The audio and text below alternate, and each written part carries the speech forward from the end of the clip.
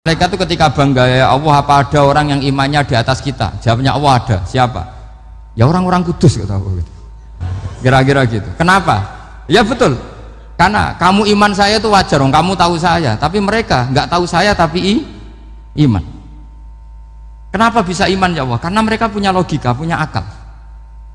Akhirnya Imam Amudi disuruh sama Allah presentasikan logika tauhid kamu lewat jalur matematika. Malaikat disuruh dengerin semua. Isma'u ya malaikati, ini mimpinya wali. Terus Imam Amudi mulai mengajarkan nisbatul isnaini ilal wahid wa nisbatus salasa wal arba'ah ila ma la nihayatalah niku binisbatin wahidah, yaitu far'un minal asli wa huwa al wahid. Mbok angka sebanyak apapun 2, 3, 4 sampai 1 miliar itu nisbatnya ke angka 1 adalah nisbatul far'i ilal asli, semuanya berasal dari 1. Maka hadhil awalim atau hadal alam ila ma la nihayatalahu, tetap semuanya ini cabang dari 1, yaitu wujud dari 1, yaitu Allah Subhanahu wa ta'ala. Sehingga semenjak itu ditiru sekian ulama. Akhirnya malaikatnya mantuk karena kepastian kalau Allah 1 yang diyakini malaikat itu sepasti logika yang dibangun orang-orang manusia ini, padahal tidak ngerti Allah Subhanahu wa ta'ala karena pakai akal. Sehingga di pondok itu orang harus ngerti mantek. Orang mantek itu ilmu yang jelimet tapi menyenangkan. Biasanya sing sinau ambek rokokan, sawangannya kayak filosof. Jadi paling gak agak paham dia alasan.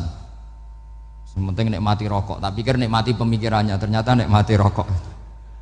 Kayak kemarin saya datang ke resepsinya Gus Agil, saya itu tertawa terus karena dengerin Habib Mutahar. Saya membaca bahayanya rokok. Setelah tahu bahayanya, saya berhenti membaca. Tak pikir itu kan setelah tahu bahayanya saya berhenti merokok, ternyata enggak. Saya baca bahayanya apa? Merokok. Setelah saya baca, maka saya berhenti membaca gitu. Bukan berhenti merokok. Itu ilmu kelas tinggi seperti itu harus mantap.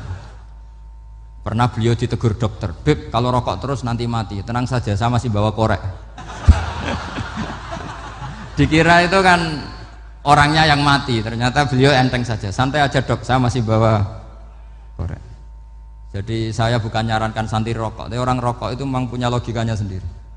Kalau Banafek Hajen itu masih pernah bahas saya juga, karena Banafek juga turunan Mbah Mutamakin.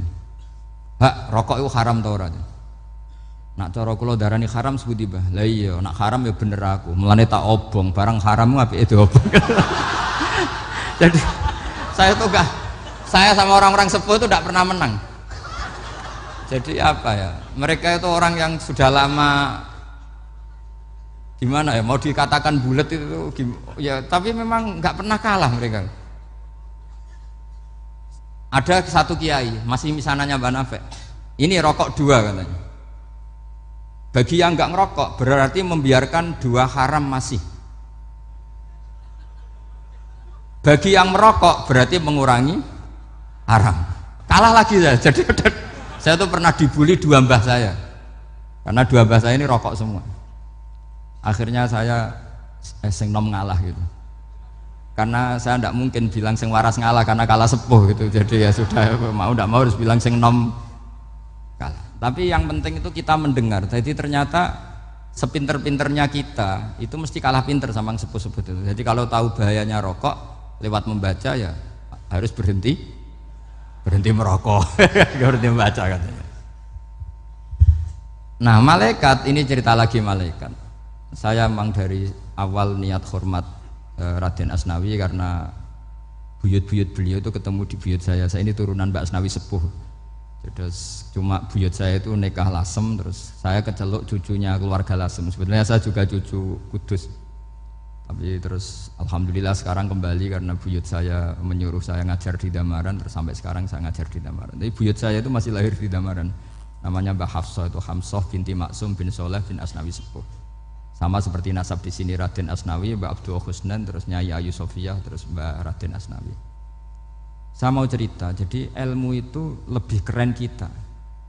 Sehingga Rasulullah SAW pernah ngendikan, saya ini rindu sekali li ikhwani, kata Nabi itu ikhwani. Kata sahabat bilang, alasna ikhwanaka ya Rasulullah, bukankah kita ini saudara kamu, saudara engkau ya Rasulullah? Tidak, antum ashabi, kamu itu sahabat saya. Siapa teman-teman kamu itu ya Rasulullah? Yaitu kaumun yang tidak melihat saya kemudian iman kepada saya. Jadi mereka seperti kita semua di Kudus ini tidak melihat Rasulullah SAW, tapi iman sama Nabi. Dan ketika malaikat yubahi bikum malaikah, Allah bangga dengan malaikatnya, membanggakan kita. Sampai malaikat tuh sentimen, kok bisa ya Allah? Ya karena tadi, kamu iman sama saya wajar, karena kamu melihat surga, melihat neraka, melihat aras. Sementara orang Kudus coba ngelihat apa? Paling simpang 5, apa simpang 7 itu. Tapi imannya nggak kalah dengan malaikat. Kenapa nggak kalah? Karena tadi kita diajarkan bahwa nisbatul isnaini wassalasah wal arba'ah ila ma la nihayatalaha itu sama-sama nisbatul far'i ilal asli. Tetap yang asli adalah angka 1. Jadi nggak mungkin aslu hadhil asya nggak dari Allah itu, nggak mungkin. Tetap dari zat yang satu. Kemudian tentu ini bukan nisbatul walad ilal walid, anak ke bapak tentu enggak, tapi nisbatul khaliq sama makhluk. Tapi apapun itu pasti satu. Sehingga Imam Amudi akhirnya masuk surga lewat jalur itu, tidak usah lewat pertanyaan man rabbuka wa man nuka. Kelasnya disuruh ngajar malaikat.